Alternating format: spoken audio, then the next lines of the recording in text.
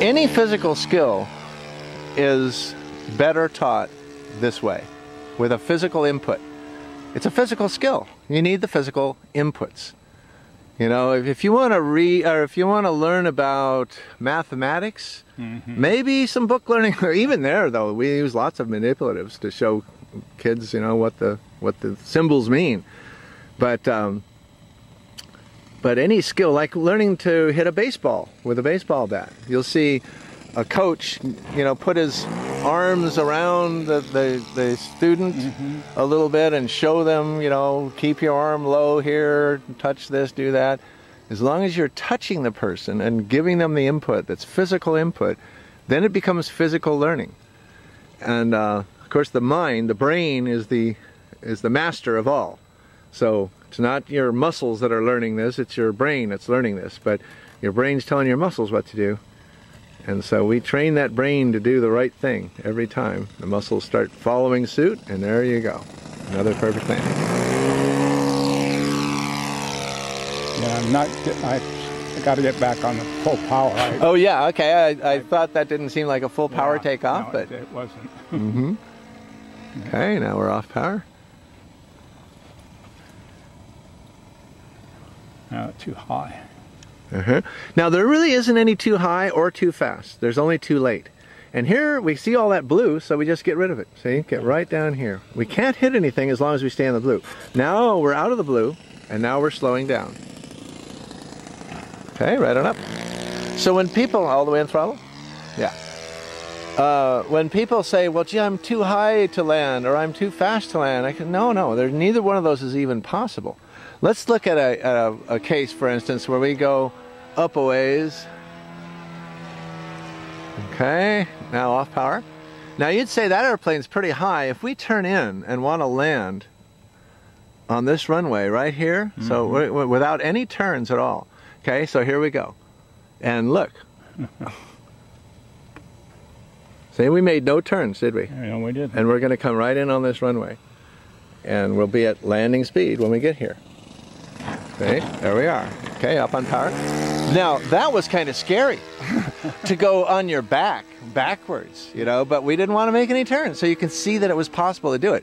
However, as a new pilot, you don't want to do things that scare you. Yeah. So if your instructor is showing you something, you say, oh, you can do that. I won't do that for a while.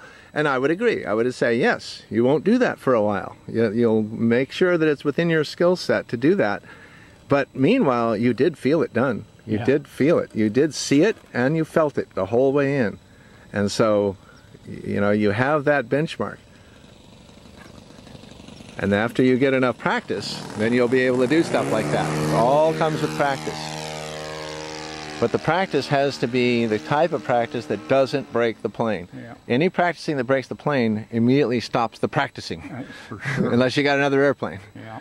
So we don't want to stop practicing. That means we don't want to break the plane. Kind of wallowing around there.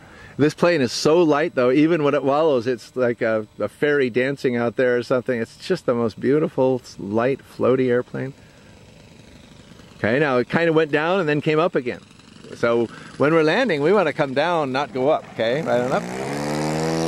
So when you are on that final approach, in other words, you're starting to look at the runway from straight ahead, like if you were in the cockpit. From that point on, we're trying to draw a line straight to the near end of the runway, and whatever angle gets us there.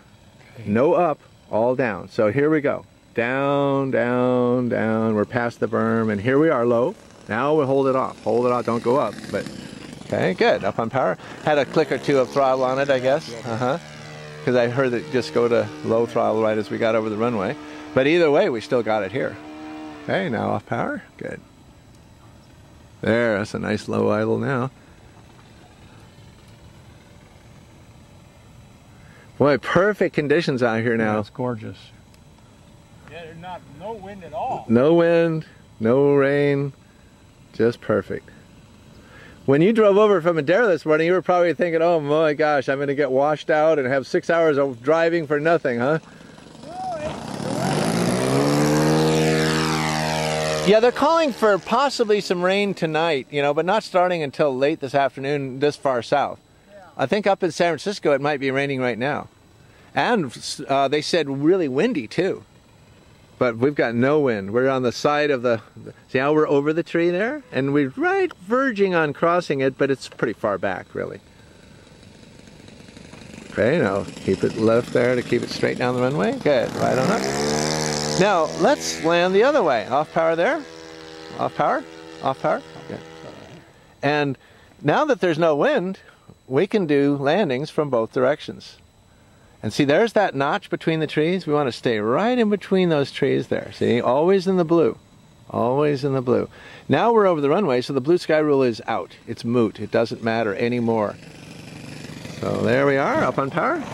Now, if we go straight here, then we'll make a right turn in, off power there. Now, notice the blue sky rule here. Right turn. Yep, right turn. And we're going to stay above the tree there. We're out past it. Now, as we turn in on... Okay, good. Here's this.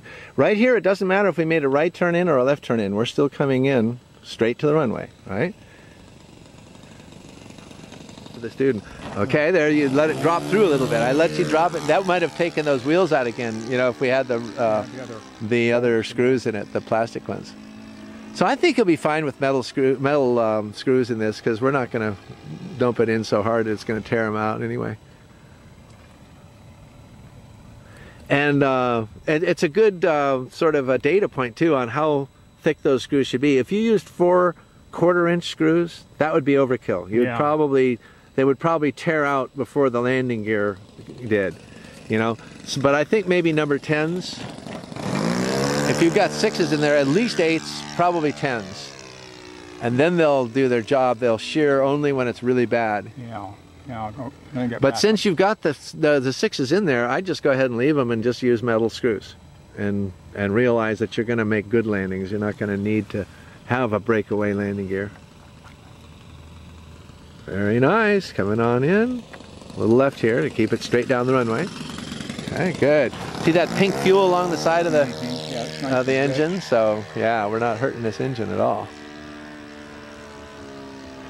Now this is really a good break-in type of thing, because we're running the engine at full throttle for about 4 or 5 seconds, and then we're letting it cool down, you know, by running, or even if it did get hot, which it's not. You can see from the fuel it's not getting hot, but I mean, this is just about a perfect break-in routine.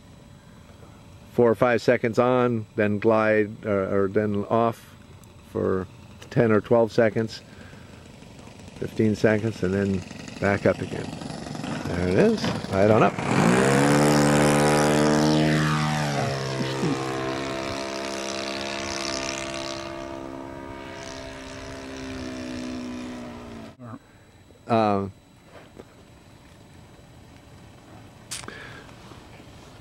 You can be much more precise than you would imagine, you know, and when I'm talking about inches, sometimes people say, well, Ray, how could I be that accurate? Well, you can be. That's all I can say to you. You know, it is very much within the human capability. For instance, getting the wheels inches off the ground. Yeah, I think our engine quit. Let's see if we can put it on the carpet here. A little left here and then a little right. We're going for the carpet, going for the carpet, going for the carpet. We're getting close. No, not quite. Ran out of it. Now I wonder how much time we had. We were 17 minutes, so we're just a little short. I'll pump it dry and see.